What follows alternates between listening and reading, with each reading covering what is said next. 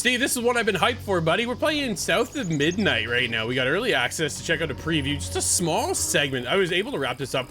They told us an hour. Dude, I'm pretty sure I wrapped up before the hour even ended. It said an hour to an hour and a half. And I'm like, I think I wrapped this up closer to like 50 to 45 minutes. And I was in, out, had a decent time, but I almost feel like it's not enough for me to really put my finger on the pulse of how I feel completely about the game, right? I think the art style, the art direction is just unbelievable, right? The stop motion is sick. I think a lot of that is really just so unique in itself that Compulsion's nailed this part to really stand out to make South of Midnight be, I think, a cult following is where I'm going to see this game hit. Where are you at? You know what, Drew? I was a little bit longer in this preview. I think I was probably about the hour and a half because knowing me, I just like to explore a little bit more if I can have that possibility. And like I said, we actually started off chapter 3, which you kind of miss a bit at the beginning of the story of what's really going on. But I have to say, this chapter 3 was an interesting take of what you could do of Hazel. Hazel is the protagonist's name. And like you said, the stop motion caption sort of drew me in straight away at the very, very beginning with the records playing. And then you have the rabbits. I'm not sure what that's all about in the book, but it'll be interesting to see. But obviously, as you find out, is Hazel has the ability to weave magic. Yeah. And I won't go too much into it because we don't really know too much about that. But you do actually start off in this with a couple of abilities to get you going. Yeah, a couple. It's like that. There's that teaser, right? Like, okay.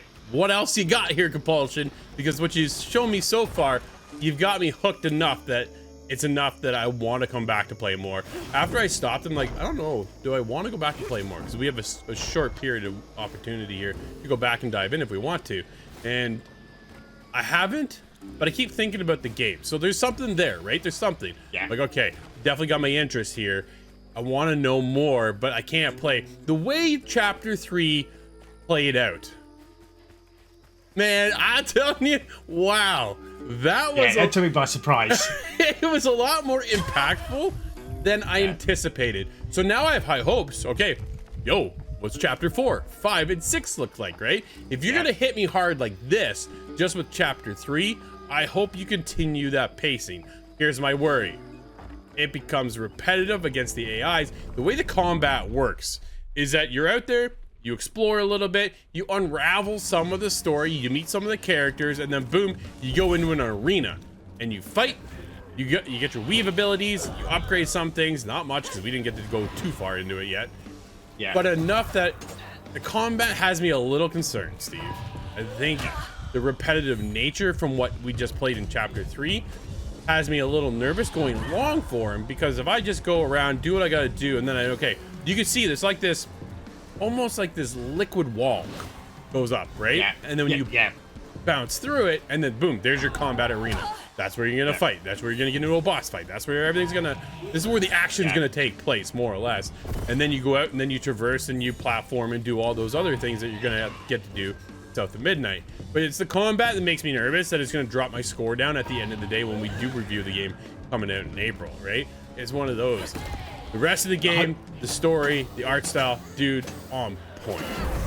Yeah, I totally agree with you there. I just hope there's a bit more variety and diversity with the different enemies that you come across.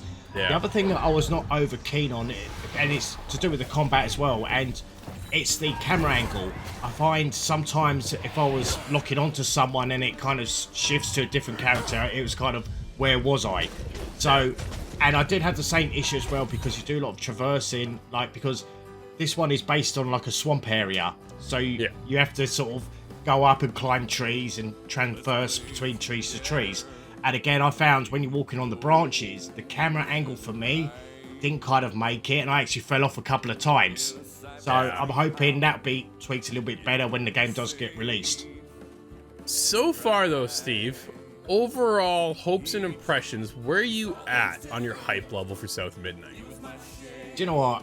I am actually looking forward to this. I think the stop motion caption took me in. It was like, oh, this is so cool. I love the actual character Hazel. I think the voice acting is actually believable. And with the different characters that we came across in chapter 3 of it's interesting. It's kind of like a Fable kind of talking creatures, so to speak.